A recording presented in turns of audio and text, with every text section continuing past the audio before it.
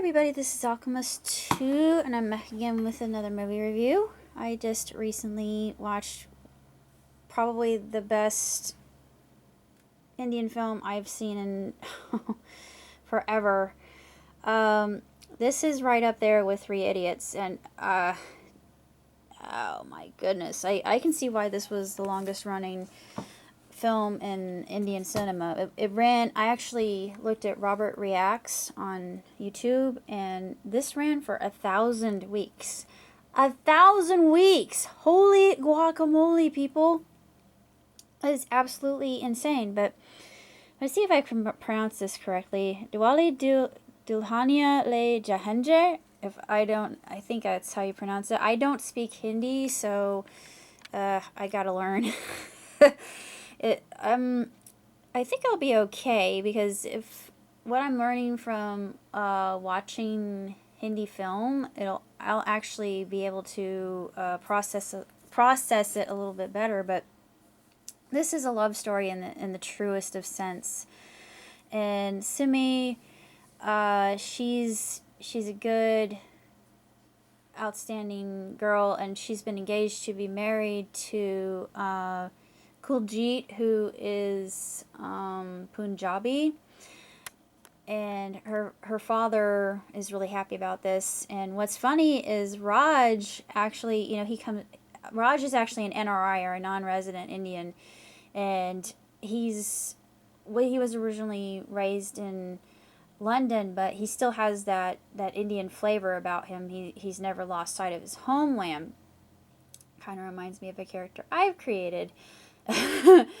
But Raj, of course, is played by Shah Rukh Khan, and this is his first film where we're actually introduced to a very young Shah Rukh, and you fall in love with him. It is so hard not to. He's so evocative with the way he looks, his actions, and just he's a very likable character. He's so charming, and he's got a magic about him.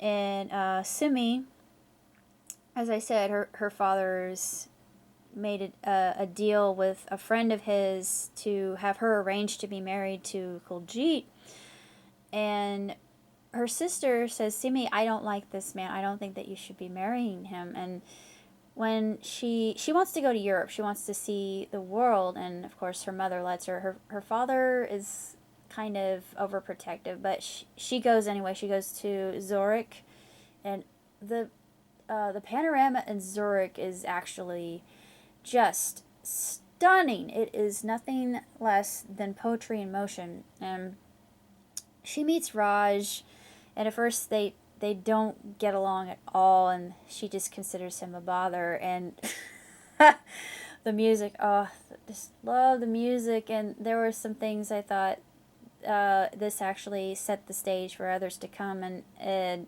Dil de Pagal High, there was an echo of Diwale, and I thought, oh, they took some cues from that when he whistles, and she's captivated. It's like this kind of spell he weaves on her, and she just starts to very beautifully, slowly, tenderly just fall in love. It's so, I love it. But what's so funny, and God forgive me for, I usually don't make comments like this, but it's always like they have an industrial fan on their set, because their hair is always so windswept and just blowing so majestically, and I always thought that was so funny. But there was an actual natural wind, so there's no big industrial fan making them look all sexy and smolderingly hot. And Shah Rukh, oh, Shah Rukh, ooh, I love you. Pity you're married. Oh well, bad Bethy. Bad Alki, I should say. I said my real name, Bad Alki. But this film is just absolutely nothing short of splendiferous, and it's a true delight. And I'm incorporating it into a Bollywood script I'm working on right now, actually, called Bombay Baby, which you probably know of. Anyways, just I loved the movie, and it had happy ending, which I wasn't expecting, because some Indian films like Salbarira had, it was bittersweet, and actually made me cry. Um, Lagan did not have a happy ending. I love Lagan. Don't get me wrong. Lagan is more of a historical one, and Lagan. Let me go through my history of what introduced me to Bali film. Uh, I wasn't always a Bali dork. I started out, it's like, oh, you should watch Bali films. I'm like, I don't know. And then I watched Lagan, and I fell head over heels. I thought, oh, this is sumptuous. I just adore it. And I couldn't help it. So since Lagan, I've been a certifiable Bali dork, and I will admit to it, and I don't have any shame about it whatsoever.